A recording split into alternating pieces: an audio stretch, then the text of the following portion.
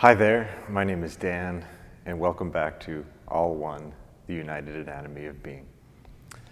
This is episode 5, called Levels of Being 2 and 4. We briefly introduced the levels of our being in the introduction and preface, but let's discuss it a little more. To understand the full story of existence, from the entire universe to the wholeness of who we are, it's really important to better understand the parts of the whole. And there will be a fair amount of discussion about the levels of being, or our levels of being, which again are critical to understanding the whole. So let's further this explanation of our primary levels of being.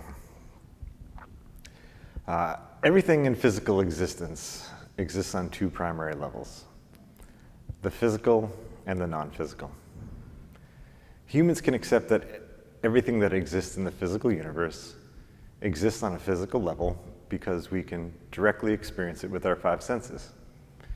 And scientists and scholars have even more deeply and more directly experienced it using scientific instruments that can amplify those senses, thereby enabling them to directly experience extremely small and extremely big things that we cannot experience unaided. So we can all therefore accept some indirect knowledge and inference about the physicalness of our universe beyond a reasonable doubt.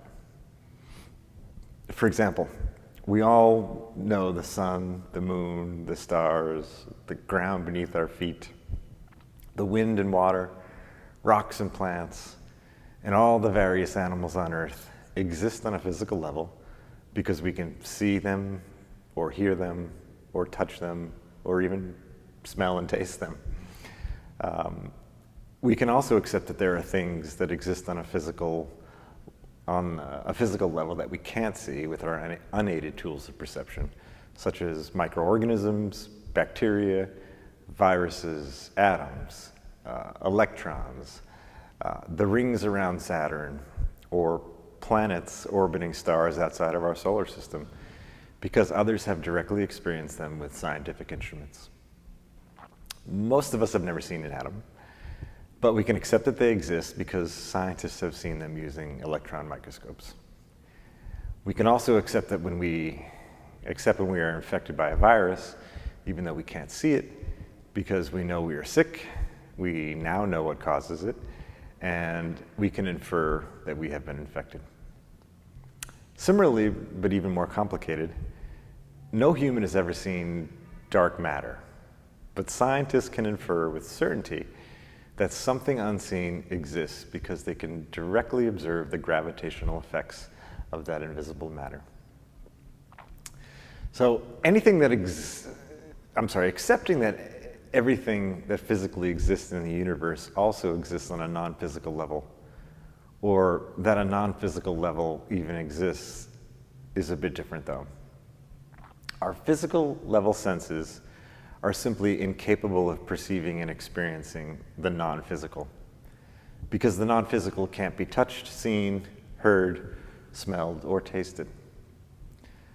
But humans have sensed this mysterious unknown for a long, long time. Hundreds of thousands of years ago, tens of thousands of years ago, even thousands of years ago, humans knew much less about the physical world, which meant that much more around them was mysterious and unknown. Somewhere along the way, they began to wonder and feel and attribute all the mysterious unknown to something else that they couldn't see or couldn't understand.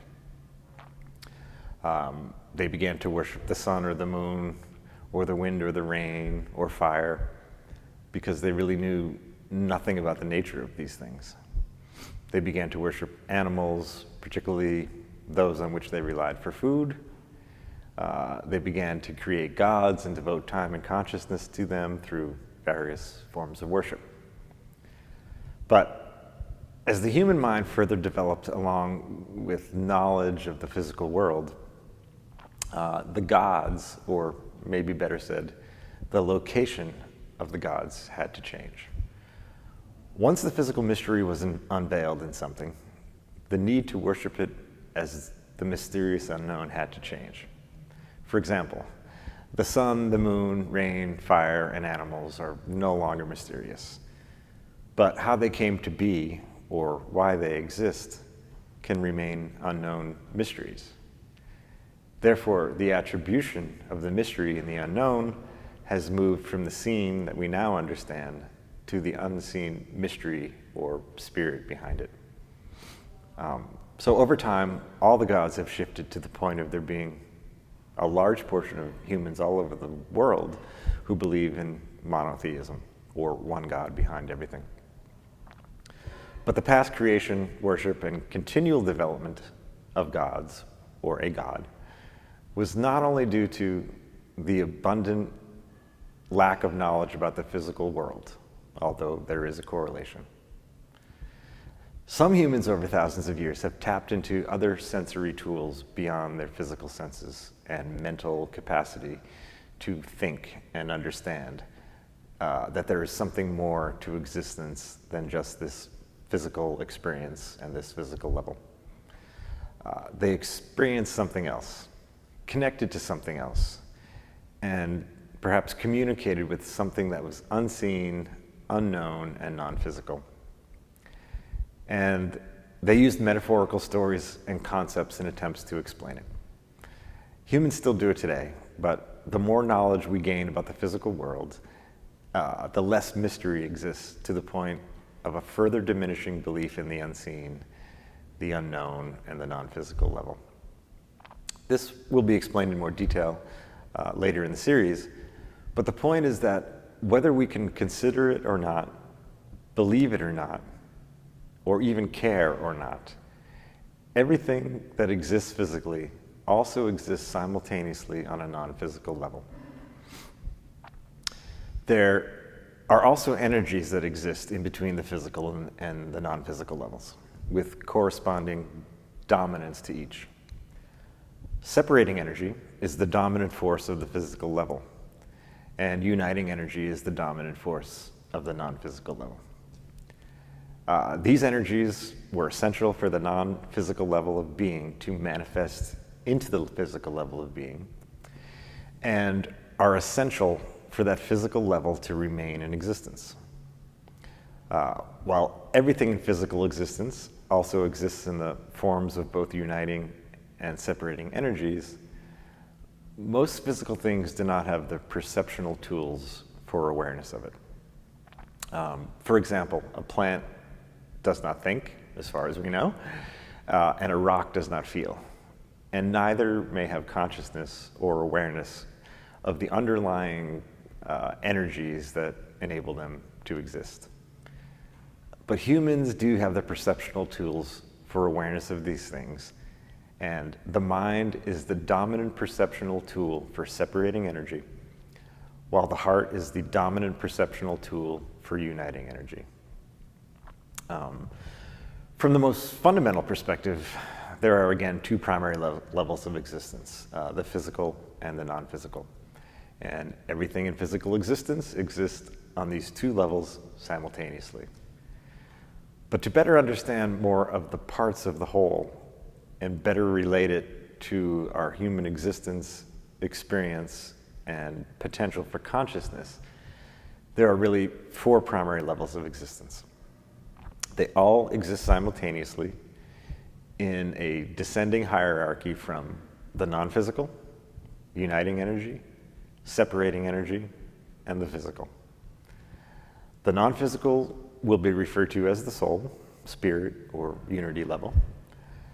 The uniting energy as the heart level, separating energy as the mind level, and the physical as the body level. Each level can be described a little differently depending on the perspective from which it is being described. As we've already said, each level is more subtle or difficult to perceive ascending up the hierarchy.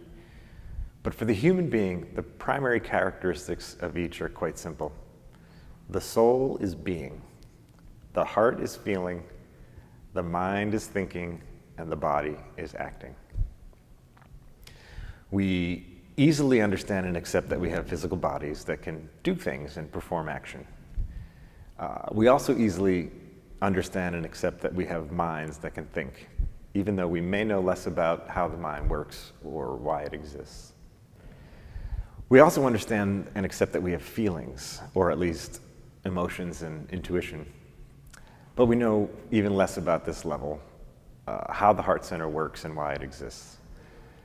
And right now, the heart level is naturally the least developed that has ever been in the history of humankind, which will be further explained in detail later in the series. And then finally, it is extremely difficult to understand or accept anything about our soul level beyond a possible belief or disbelief derived from religious teachings or tradition, unless one has taken time to still the body, still the mind, transcend duality, and experience it, a direct connection to it. Again, this will be further discussed, and the reference to these levels will contribute to a better understanding of them, but it is important to have introduced the concept here before moving on. So, in the next and final episode of this prerequisite information, before getting into the primary content, I'm going to discuss and better define consciousness and spirituality, which is extremely important in moving forward, because they are words that are used with quite a bit of frequency. So thank you very much for joining me, and I look forward to seeing you in the next episode.